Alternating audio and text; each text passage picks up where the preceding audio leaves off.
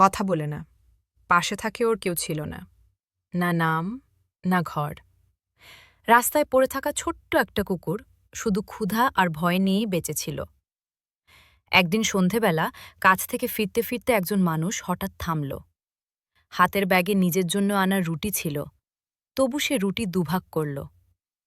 সেদিন থেকেই কুকুরটা ওই মানুষটার ছায়া হয়ে গেল। কথা বলতো না, প্রশ্ন করত না, শুধু পাশে থাকত। মানুষটার জীবন সহজ ছিল না, টাকার টান, ক্লান্তি সবই ছিল। তবু প্রতিদিন বাড়ি ফিরলে দরজার সামনে একটা লেজ নাড়ানো থাকত। সময় কেটে গেল, কুকুরটা বুড়িয়ে গেল। একদিন সে আর উঠল না। মানুষটা ওকে কোলে নিয়ে চুপ করে বসে রইল।